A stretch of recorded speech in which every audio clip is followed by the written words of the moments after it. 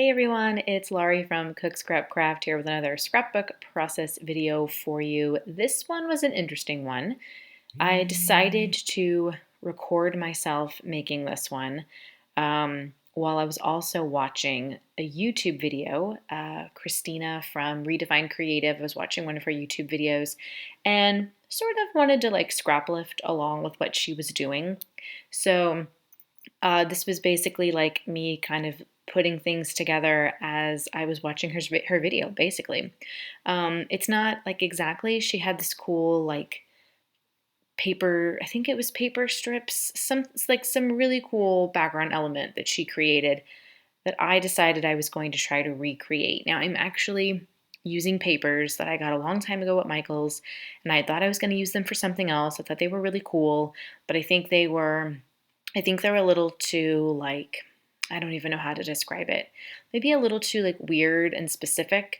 And I like papers, patterned papers and stuff that are more like generic that can be used for just about anything. So I've really struggled using this paper pad, unfortunately, and I might just have to get rid of it because it's not really working for me. I made it work for this layout, but for the most part, it's just not my cup of tea. And I think I only spent $5 on it, so it's like whatever. But anyway, there's plenty of space in my scrap room for things that I really want and that I really like. So basically, I just took some cut aparts from this paper collection and cut them up and used those as like my strips to that I was creating for the background over that French fry pattern paper. And again, just kind of trying to recreate what I saw in the YouTube video that I was watching. I didn't really care so much what the sentiments of those paper strips were because the photo that I'm going to put on over them, it's going to cover up uh, not all of it, but quite a bit of it, so it doesn't really matter what it says. But the photo I have is of my daughter playing one of her favorite games from last summer, Cootie. It was actually a game that I had as a kid, or the game that I had as a kid. So it's lasted all these years. My parents kept them, they had like a game closet, and they went through every so often and got rid of games that nobody was playing and like just wouldn't stand the test of time. But Cootie Bug was one of the games that made the cut, and my daughter loved playing it. It takes a lot of setup. I was kind of surprised. It's kind of annoying.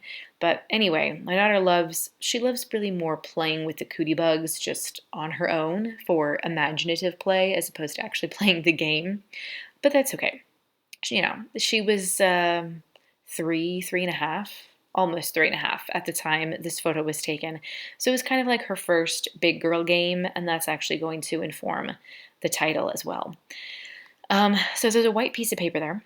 That's not for like photo placement. I'm actually going to mat the photo onto that. I just kind of wanted to see, I think maybe I already adhered it. I don't remember. I was watching this video while I was talking about it. But yeah, I'm going to back the photo on the white just to give it a little bit of, kind of separate it a little bit more from all of those busy patterns. And it does cover up a little bit more of what you see in the background there. So another thing with this paper pad is there were a lot of cut aparts that required fussy cutting. So I decided to fussy cut that little ribbon. And it said something on it, but it didn't really make sense for the photo. So then I decided I was going to cover it up with another fussy cut piece. It's a gold star. I think it's something like about growing up. And since this is a photo of her playing like a big girl game, I thought it was kind of appropriate. So I do need to cut down the photo just a smidge to make it fit within that. I think the white backing is 4x6, so I just cropped down the photo just a little bit. It didn't need to be that much. I don't know what kind of games your kids like to play, but we've been doing a lot of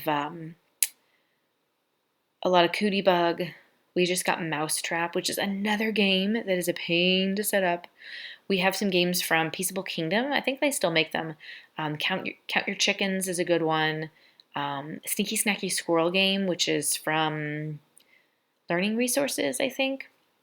That's a really good one that we like to play, although I find a lot of the game pieces just randomly around the house, so I try to pick them up when I see them and put them back, but I don't know. going to be hard to play these games without the pieces.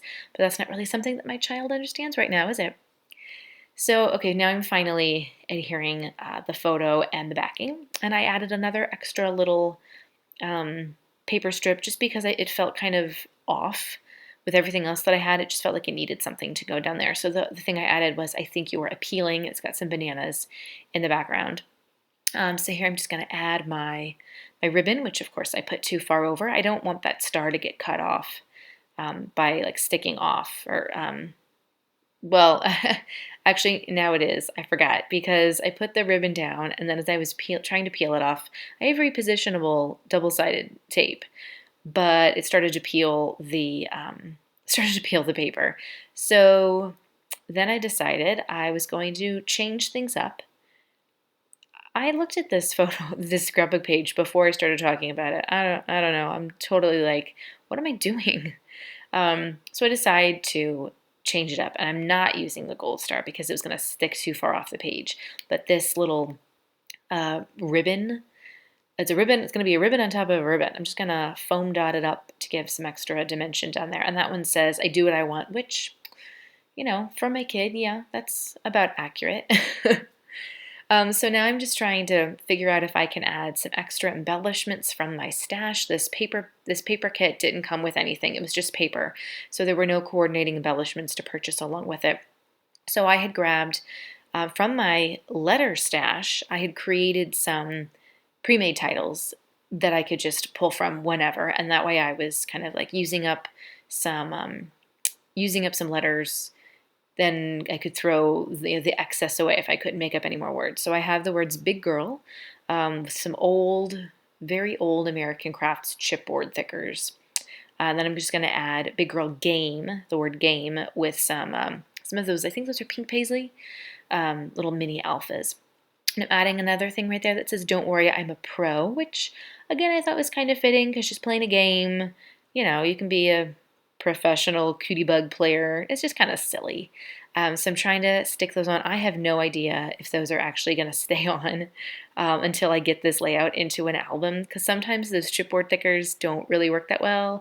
And then when you've had them as long as I have, I have no idea how that adhesive is going to hold up, but we'll see. Those mini alphas, those are so hard to get to stick down. So luckily I got them to stick down enough to finish the page and take some close-up photos that you're going to be able to see at the end here.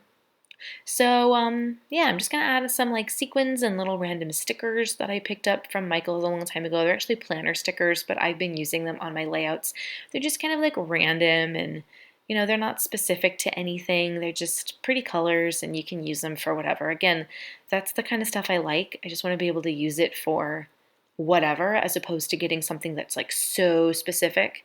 I used to be into the very specific, let's get literal papers to match the activity in the photos. And now I just kind of really don't care that much. I just want something that's going to let me be creative and, kind of get artistic with how I display the photos. So the close-ups are on their way. I hope this video was helpful to you if I can speak. Maybe you're watching this video and you decide you want to scrap lift what I'm doing, just like I scrap lifted somebody else while I made this video. However, it's inspiring to you. Let me know what kinds of things you do while you are scrapbooking. Do you watch YouTube videos? Do you listen to podcasts? I kind of do both of those things. There are some scrappy podcasts that I like to listen to, and then of course I subscribe to all sorts of scrapbookers on YouTube. So check out my subscription list for some really cool people to follow. And if you aren't following my channel, please give this video a thumbs up, like, and hit subscribe. That'd be great. And also all my social media links and the blog link are below, and you can always find additional content and fun photos and scrappy things and book things. If you follow me there, I'd love to connect with you that way. So now I'm just adding in the last piece, my journaling.